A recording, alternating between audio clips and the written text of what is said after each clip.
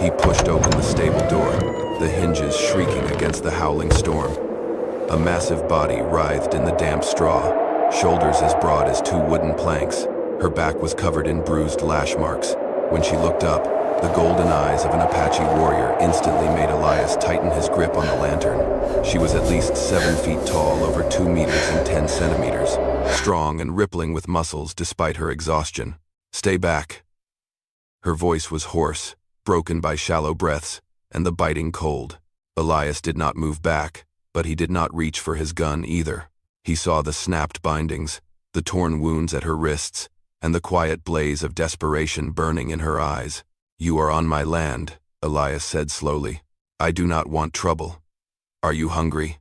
She tilted her head, eyes wary like a hunted animal. No answer. Elias placed a bowl of food on the wooden floor, then stepped back. "If you want it, eat." After a long while, the Apache woman crawled forward, trembling as she picked at the food with her hands. As Elias turned away, she spoke so faintly, it was almost a whisper. You will not hand me over to them?" Elias replied with just one sentence, short and solid as bedrock. "I do not sell people." The snowstorm did not stop. Night after night, the wind slammed against the cabin walls as if trying to tear apart the fragile shelter of 2 human beings. After bandaging the wounds of the Apache woman, Elias decided to let her stay in the cabin, not because he trusted her, but because he knew one more night out in the stable, and she would freeze to death. Nanea, that was the name she spoke when Elias asked, lay near the door, where the draft was coldest, her hand always gripping the small knife he had given her during first aid. Elias did not object. Anyone who had survived to adulthood in the West had learned to trust instinct before trusting people. By the 3rd morning, the snow was so deep it had buried the water trough outside. The cabin had turned into a wooden box trapped in a sea of white. Elias was tending the fire when Nanea suddenly asked, "Why? Are you not afraid of me?" Elias simply shrugged. "You are big, strong, but the cold is scarier than you." That made Nanea glance at him, puzzled. She had never met anyone who spoke to an Apache warrior with such ease. Later that same day, while Elias was stacking firewood in the corner, he said half-jokingly, "If this winter keeps us trapped much longer, folks in town will start saying I plan to start a whole family before spring." Nanea turned to look at him, the corner of her mouth lifting into a cold, proud smile, the kind only an Apache woman who had never bowed to anyone could give. She said, every word like the edge of a blade, "I would sleep with you and have children with an ordinary man." Elias laughed, not the least bit offended. "Hearing it out loud from you, I have to admit, it does sound reckless." Nanea scoffed, but when she turned away, her eyes glinted with something else, not disdain, but something closer to surprise at the calmness of the man before her. That night, the snow fell even heavier. The wind howled around the cabin, making long, beast-like roars. Elias added more firewood to the stove and laid a thick blanket over Nanea. "Do not move too much, or the wounds will tear," he said. Nanea looked at him through the flickering firelight for the first time, not with the eyes of someone ready to strike down anyone who came too close. She asked softly, her voice a little gentler, "Why are you doing this?" Elias answered simply, without a pause, "Do not let anyone die in my house. That is all." Outside, the storm still raged across the snowy mountains, but inside the cramped little cabin, the distance between the two began to shrink, even if neither one would admit it. Ever since Nanea had stayed in the cabin, every night was the same. She slept restlessly, her breathing sometimes heavy, sometimes broken, occasionally jolting awake as if ready to strike down some invisible threat. Elias noticed, but he never asked. He did not want to rip open a wound she was still trying to cover with silence. One evening, when the storm had eased a little, Elias sat by the fire, sharpening a blade. The flames cast shadows across his sun-worn face. After many minutes of silence, it was Nanea who finally spoke. "I was not born to hide in a little house like this," she said, eyes gazing into the distance. "I am a warrior of the Atsa bloodline. Since childhood, I was trained to ride, to hunt, to fight, and never bow to anyone." Elias set the blade down. "But right now, you are running For the first time, she did not respond with anger. Nanea sighed a deep breath that seemed to carry the weight of an entire mountain range. They ambushed me when I was alone, tied me up, sold me through 3 towns. Those filthy men, their eyes. I would rather die out in the snow than fall back into their hands. Elias said nothing. Nanea gently touched one of the lash marks on her shoulder. I fought back. Killed 1, wounded 2. But there were too many. They beat me until the knife handle snapped in my hand. Elias walked to the wooden cabinet, pulled out a bottle of herbal medicine, and placed it in her hand. She looked surprised. You are not going to ask anything else? Elias answered, his voice low and steady like the oak tree at the front door. What happened does not make you weaker. It only tells me how strong you really are. Nanea paused. Her face, usually as cold as stone, softened for a moment, just a flicker. But enough for Elias to glimpse the part of her she always kept hidden. Later, as Elias returned to the fireplace, Nanea spoke again, her voice quiet, almost a whisper into the flames. No one has ever treated me like you do. No one has ever let me stay in their home without wanting something in return. Elias did not turn around. He simply said, You are breathing. You need a place to sleep. That is reason enough for me. Nanea looked at him for a long time, a look no longer laced with suspicion, but with something else, something she did not want to name. Outside, the snowy night began to calm, but inside Nanea's heart, a different kind of storm had begun to change its course. That afternoon, the sky suddenly darkened, even though the sun had not yet begun to set. Elias was chopping wood behind the cabin when the sound of horse hooves broke across the snow, fast, impatient, and full of bad intentions.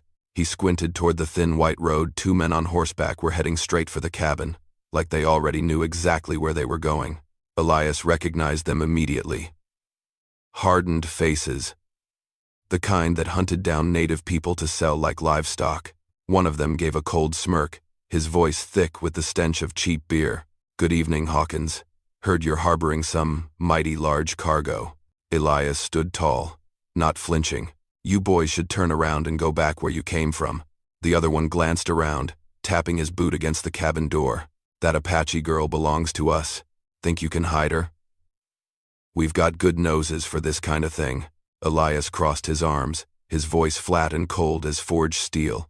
She does not belong to anyone. The bearded one let out a bark of laughter. Out here in the West, Hawkins, it's simple: whoever catches, owns. And since you're holding, that means you owe us. Elias stared at them, unblinking. He shifted his coat to the side, revealing the revolver holstered at his hip. His voice dropped lower, every word slicing the air like an axe splitting wood. If you come back, you better bring papers signed by a judge and a priest. He paused half a beat, then delivered the final line like a punch to the gut. And even then, I might still send you off with a bullet. The 2 men hesitated. In their eyes, Elias's confidence was no bluff. It was fact. The calm of a man who had buried more than a few bad men in this valley. They exchanged a look, then pulled their reins, and backed away. The last one tossed a warning over his shoulder. You have not seen the end of this, Hawkins. As the hoofbeats faded into the distance, the cabin door creaked open. Nanea stood there, half her body casting a shadow across the wooden floor, her deep black eyes still trembling from the fear she had fought to suppress. She whispered, her voice soft but heavy with the weight of a lifetime decision. If you did that for me, then I will stay. Elias looked at her, saying nothing, but the slow nod he gave said more than any words ever could. In a place colder than the snowy mountains, another fire had just begun to burn. Thank you so much for being here. If this story brought back memories of red dust afternoons, of horse hooves echoing in your chest, go ahead and subscribe to my channel, so every day we can sit together once more, and I will tell you another story from the West. That night, the snowstorm returned fiercer than any night before. The wind howled so violently that the entire cabin shuddered with each gust, and the snow outside the window thickened into a pale, blurry sheet. Elias bolted the door tight, then dragged a wooden chair against it in case the wind tried to rip it open. The fireplace burned bright, but the cold still crept in through every crack in the walls. Nanea sat against the wall, her large frame trembling slightly, wounds still not fully healed. Elias tossed more wood into the fire, then wrapped her in the thickest blanket they had. Try to stay warm. A storm like this might last until morning, he said. Nanea looked at him for a long while, her eyes no longer wary, but as if weighing something in her mind. This spot, she touched the blanket, is still cold. Elias sat down on the chair near the fire, rubbing his hands together for heat. Just make it through tonight. The weather should ease by tomorrow. Nanea kept looking at him. Her face, usually as rigid as a mountain cliff, had softened, showing signs of weariness and something else. A trace of hesitation she tried to hide. She shifted slightly, pulling the blanket open wider. Her voice was low and rough, but every word struck the frozen air with clarity. There's room here. 2 people lying close will stay warmer. Elias froze. He knew she was right. He had survived many nights in wartime trenches the same way, sharing body heat with comrades. But this was no battlefield. This was a giant Apache woman, and he was just a solitary rancher. You sure? Elias asked. Nanea did not answer. She simply gave the blanket a small tug, an invitation, calm and firm, but carrying an unmistakable sense of hope. Elias walked over and lay down beside her. The moment their bodies touched, warmth spread quickly. Nanea's body was warmer than he expected, her skin carrying the faint scent of wood smoke and wild grass.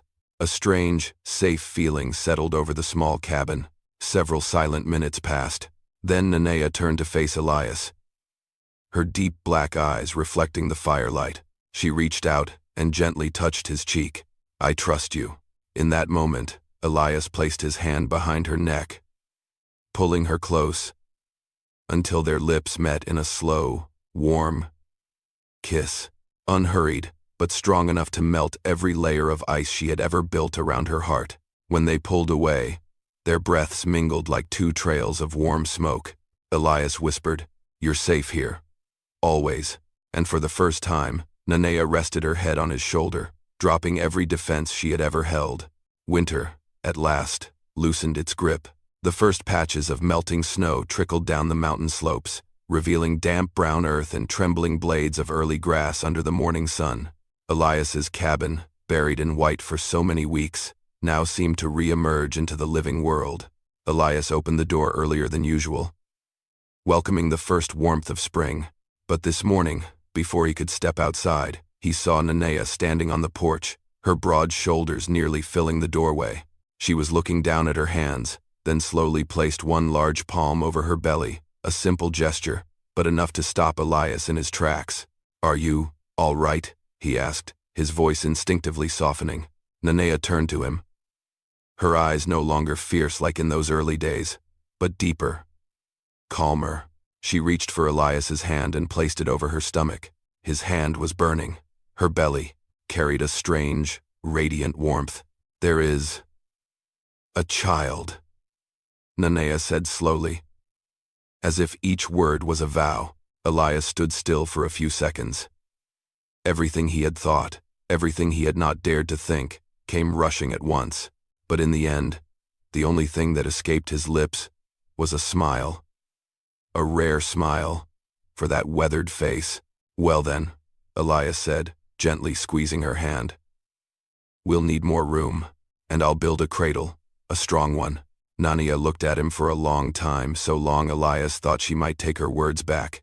But then she placed her hand over his chest, right where his heart pounded hard beneath. I used to look down on you, she confessed. Thought you were weak, small, not worthy of my warrior blood. Elias exhaled lightly. Yeah, I figured. But Nanea shook her head. Now I understand. True strength is in not running away, in not fearing me, in never asking for anything. Elias let out a rough, quiet laugh. That's because I love you. For the first time, Nanea's face truly softened. No longer a warrior. No longer a wounded giant. Just a woman standing at the beginning of her own spring. She spoke quietly, like confessing something greater than any battle. And I choose you. The spring wind swept through the wide-open door, gently rustling the old curtain. Elias gave her hand another squeeze, then said, Then let's get started. We've got a lot to do to build a home. News traveled faster than wind across the prairie. Rancher Elias Hawkins marries a giant Apache woman. That one sentence was enough to send the entire town of Red Valley rushing to the little church on the hill, where Pastor Jacob usually only performed weddings for old white couples. That day, the sun was not blinding, just bright enough to shine on the traditional dress Nanea had chosen herself, lined with glistening Apache beads that followed the lines of her tall, powerful frame. When she stepped down from the wagon, the crowd fell completely silent. Some jaws dropped, some stepped back in fear, some whispered, "I have never seen a woman that tall." But when Nanea walked up beside, Elias stood beside him like a mountain guarding a quiet stream. No one felt fear anymore. What they saw instead was something strange, and yet deeply beautiful. The peace between two souls fate had thrown together like some cruel winter joke. Pastor Jacob's hands trembled as he opened the Bible. His eyes rose to meet Nanea's, nearly tall enough to brush the chapel ceiling, then dropped to Elias, the man holding a hand almost twice the size of his own. "My son," he said softly. "Are you certain?" Elias did not hesitate. He squeezed Nanea's hand, never taking his eyes off her. "She saved me from loneliness. I am just doing my part now, choosing to love her for the rest of my life." The room erupted, not in laughter or mockery, but in surprise. No one had expected a man as blunt as Elias to speak something so pure. Then, it was Nanea's turn. She stepped forward, her shadow falling across the wooden steps. Her voice rang out deep and steady, filled with the authority of a warrior. "I choose this man, not because he is stronger than me, but because his heart never backed down." She placed her hand over her belly. "And my child will choose him too, as I have. Andon, go and go in 2-3. Andon, go and go in 2-3. Andon, go in 2-3. Andon, go in dollars. I will just. Andon, go in dollars. Andon, go in dollars. Andon, go in dollars." No one breathed. Every sound in the chapel was swallowed by the weight of that moment. Pastor Jacob cleared his throat and said, "I, in the name of the Lord, now pronounce you husband and wife." Cheers, applause, horses neighing outside, all of it crashed together in a warm, chaotic celebration the likes of which Red Valley rarely saw. Elias leaned down. Nanea leaned down farther, and they kissed beneath the old chapel roof that had never known a love story quite like this one. That spring, Hunter Creek Valley felt different, not because the trees were budding or the streams were thawing, but because Elias Hawkins's little cabin now echoed with laughter, carried the warmth of something never known there before. A family. Elias stood in the yard, hammering one wooden plank after another for the new room. The rhythm of the hammer rang out steady and honest, just like the man himself. Not far from him, Nanea was gathering dried grass, her hands occasionally drifting unconsciously to her belly where a small life was quietly growing each day. She had grown used to people stopping to stare whenever she walked through Red Valley. An Apache woman over 7 feet tall, about 2 meters and 13 centimeters, with muscles carved like mountain stone. But her eyes were gentler than anyone expected. She never needed to explain herself. Her choice had already been made clear as footprints pressed into soft earth. "You should go rest for a bit." "Wind's picking up," Elias said, setting down the wood. "I am fine," Nanea replied, though she paused long enough for him to come check if she was cold. His hand rested on her shoulder, small, but firm. "Not fine by me means not fine at all," Elias said. Nanea let out a soft laugh. Once rare, her laughter had become something familiar on the porch of that cabin. "Since when did you get so stubborn?" "Probably around the time I married a woman who could lift me with one hand," Elias teased. Nanea laughed again, then bent down and kissed his forehead. She did not speak often, but every gesture held a tenderness that a warrior like her never showed to the outside world. Evening came. Golden sunlight spilled like honey across the hills. Nanea stepped out onto the porch and looked over the wide valley, once a place she ran from, nearly swallowed whole by a brutal winter. Now, the wind played gently through her hair. Elias came up behind her, wrapped his arms around her waist. "What are you looking at?" he asked. Nanea did not turn. She simply kept watching the sky, as if seeing her entire life unfolding in the horizon ahead. Her voice was low, steady, like stone and earth. This place feels closer. Elias asked softly. Closer to what? Nanea placed her strong hand over his, gave it a quiet squeeze. Closer to you. Closer to peace. Closer. To home. The little cabin at the foot of the hill glowed with firelight. Smoke curled into the air, rising into the spring wind like a signal. A man, a once lonely rancher. A woman, a giant Apache once hunted and feared. They were no longer running. They had carved out a place of peace for themselves, where winter could not win, where the past no longer held chains, where a child was growing inside Narnia, and a new future was being written, one day at a time. Love is not some grand, glowing miracle. It is the quiet persistence of two souls brave enough to face their own fears. It does not promise shelter from the storm, but it gives us somewhere to stand when the storm comes. True love does not seek the perfect person. It chooses the one who sees us bruised, scarred, and wild, and still stays. Out here, in the wild places where people often lose themselves, love becomes the only compass that matters. Simple, small, but always pointing us home. It is an honor to have you here. I truly hope you remain joyful and safe always. I love you, my dear audience of Wild West storytelling. Tell me what you think about this story in the comments below. Type 1 if you enjoyed it.